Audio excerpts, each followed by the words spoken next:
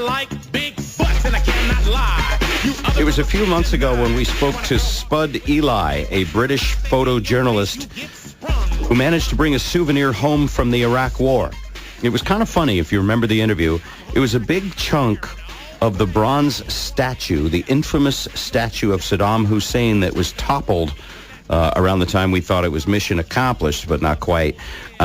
It was actually a big chunk of Saddam's butt.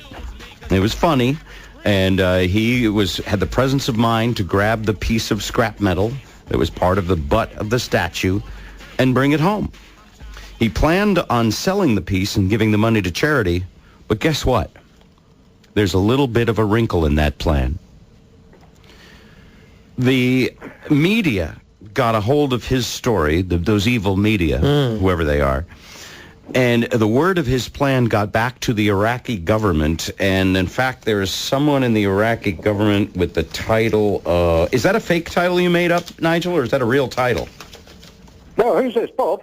Yeah, hi. Hi, Bob. How you doing? Yeah, it's a real title. It's the Minister of Cultural Affairs and Heritage. The Antiquities and Heritage of the National Iraqi Museum. Anyway, this guy saw that Nigel got a piece of Saddam's butt. Again, a bronze butt, not nothing really tasteless here from the saying goodbye of Saddam. And he kept it, and so this guy went through channels to demand its return, and now you are at the center point of an international controversy because, as you put it, well, I'm not going to put it the way you put it, but the people in London who are in charge of these sort of things always kowtow to foreign government requests. So you're holding this bronze piece of Saddam's butt. Do you have to give it back? Well, they want it back. The Iraqi government want it back, and they've put immense pressure on poor old little Great Britain here, and they're using all the police resources in the world to try and locate this piece of bronze. Where do you have it right now? Where is it? I don't have it, Bob. It's on the run, mate. It's gone underground. Saddam's butt is on the run. And they would like to see you behind bars for supposedly looting this piece of priceless stuff, right? Yeah. This isn't funny stuff, really, but you've got to laugh somewhere along the line. I was arrested yesterday. The offices in Derbyshire are under surveillance. I just used my SAS skills and compromised the policeman over there.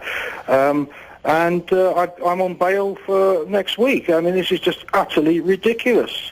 I'm trying to raise good money for good causes, in particular the U.S. charity Hope for the Warriors.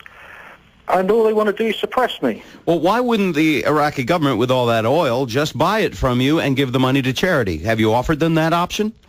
I've offered them the 50-50. I've offered them indirectly through the media to say that I'm quite willing, if they absolutely think it's a part of their culture, God forbid, what type of culture would want a piece of a statue that was the posterior? Now, hold on. Now, if he had stolen Saddam's head, there'd be nothing in it. It'd be worthless. But Saddam's ass. That's where all his brains were. Yeah. This is a treasured national relic. Yeah, listen to this. I've been charged with the Iraq brackets, United Nations sanctions, close brackets, Order 2003, Section 8, Subsection 3, dealings or illegally removing Iraqi culture property. I am the first person in the world to be charged with this. And you know, when we saw the Iraq fall and everything, one thing that was sad that happened was the National Museum got looted. I mean, they went in and got real relics, some got real stolen. treasures, Yeah. that disappeared forever. You were handed a piece of scrap by a guy who said, take what you want. It's absolutely amazing. The company that's effecting the sale, Treble Tap, has spent over $150,000 trying to sort this out and trying to turn war relic art, pieces of war relic art, to sale for military charities. This is what Treble Tap is all about. And to be quite honest with you, I am absolutely disgusted the way I am being treated like an ex-vet. And Jim Thorpe, who's your country should have more respect for your service. I kind of agree with that. Okay, so the butt disappeared. It's in hiding. You've been arrested. It's gone, man. It's gone. How far? It's gone, I'm sure. How far will your civil disobedience go? Are you willing to stand up for what you believe in here and become, incarcerated over this? Well, my term in the forces, my colour service, as we call it, is always for the good and the great. And in this country, we have to go to Crown Court. That's the top. They're putting a 7-year sentence on me. I would suspect that this coalition government, this weak coalition government we have here, extradition may even come into play. And that'd be a hell of a way to learn a language, wouldn't it, Bob? Wow. But you're maintaining your sense of humor because, after all, it's a piece of his butt, and it's not really a relic. And probably, how many people grabbed pieces of metal from that statue that day?